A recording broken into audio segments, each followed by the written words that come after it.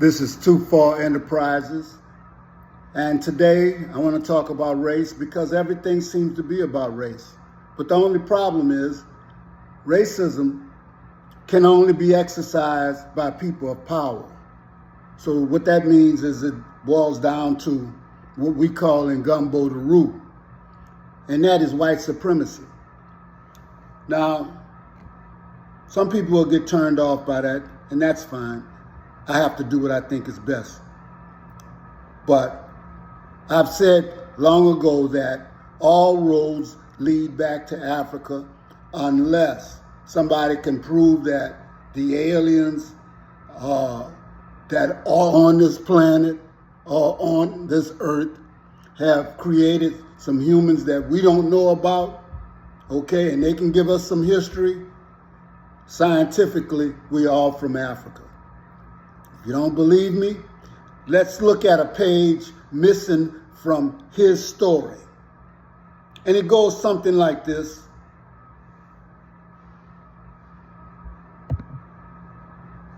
The art, science, music, literature, drama, the whole culture, particularly the religion of all the people of Asia can be traced directly to the Africans of Asia. India, Japan, China, just to name a few. Even Afro-American history can be traced directly to the Africans of Asia. I know it sounds strange to you, but the world owes a debt to the Africans of Asia. In the following presentation, you'll find out exactly why. Just give me a few seconds. Your ancestors never intended to let you down. In this book, called The Gods of Northern Buddhism, we find a name, the Asian name of the supreme deity of the universe. His name is Sambo. They say when nothing else was, Sambo was. The name of the God of the universe to the people of Asia. And there are many places that carry this name. This is a depiction of Sambo. This is not an African statue, this is from Asia. And many places in Asia are called Sambo Judasia, the land of the descendants of Sambo. Various spellings of the word and the name Sambo can be found throughout Asia. Nagas, the divine people of Buddhism. This is a 2nd century depiction of Gautama the Buddha being given his first bath by the divine people of Buddhism called Nagas, a tribe in Asia called Nagas, the divine people of all the people of Asia, symbolized throughout Asia by the serpent or the dragon. That is their symbol. The Naga means serpent or dragon, the snake. Found at the entrance of every temple, the Naga on the roads, on the hills, in the caves, the symbol of the Asiatic black man, the tribe called the Nagas, the divine people. There are cities also throughout Asia that carries this particular name, Naga. It can be seen at all ceremonies dealing with worship of God. From the Nile Valley to the Indus Valley, on tombstones, a symbol of immortality because of the serpent's ability to change his skin. It's a sign of never dying, and it's used throughout the planet Earth, North, South America, Egypt, Asia, Africa. Throughout the world, it's the symbol of life after death, the Naga, the serpent. In all ancient cultures, in all ancient religions, the serpent is the symbol.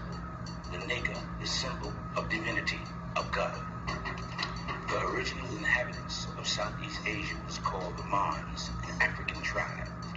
In order to confirm what these people look like, you have to go to the archaeological finds from Dabarati, a French archaeological research finding confirming the original inhabitants. There's no depictions preceding these of the original inhabitants of Southeast Asia, the people, the descendants of Sambo, the Asiatic black man.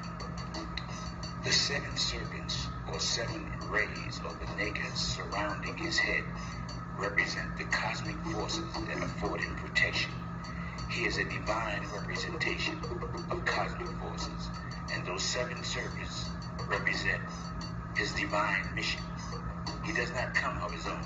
He's a manifestation of the cosmos. So, there you have it. And in case you did not get the confirmation, one of the sources is DVARAVATI.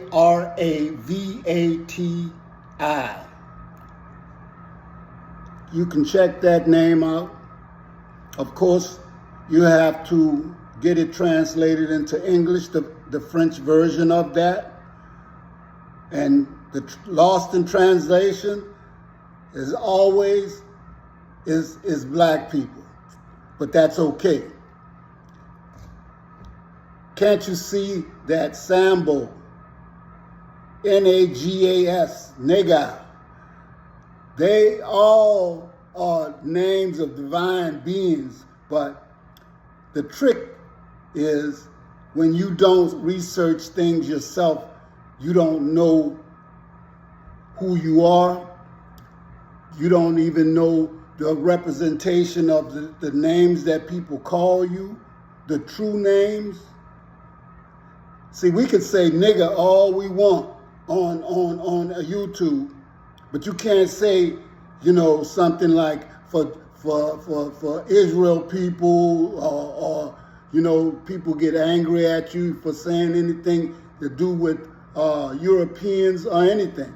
But Nagas and Sambo, divine beings coming straight out of southeastern Asia, and Indians, you understand why they're so dark, because they weren't really the inhabitants of that. They came a long time ago, but you can't breed out all of that melanin and that darkness, okay? Something else, what they never told you in history. The primacy of spirituality over technology is the key to comprehending how Africa accomplished what it did. A TNT society, toys and tools, has not the answer to eternity and human development. Thus, Africa reminds us, man, know thyself. And that's what we lack. We do not know ourselves, we don't know our history, and we believe whatever somebody else tells us. And this knowledge resides in the womb of a rejected people and their way of life. Going back there and coming today, we have to understand something. People keep asking why, if Camilla is white or black or Indian. Let me tell you something. It doesn't matter your color. You all come from Africa. Everybody.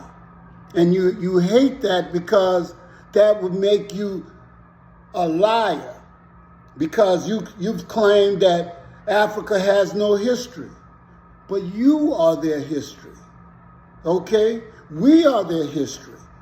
They don't have to prove anything. You need to prove things to us. We've been acting as though we are not the true rulers of this earth. We don't have the money and we don't have the power right now. But everything that you've got, you've taken from us. Okay? You've taken from Mother Africa. Let me say that. You even came from Africa, but you don't want anybody to know your true heritage. But guess what? The lies that you've told are being revealed. Getting back to race, the only reason why I would vote for Kamala Harris is because whether she likes it or not, she's one of us. And the only reason why I won't vote for Trump is he is part of my oppression. He is my oppressor, okay? One of the things that we don't realize is neither one of them may do nothing for us. But one is the exact representation of my oppressor. The other one, she is just another African, but she is African, whether she wants to call herself Indian or not. Too far enterprises.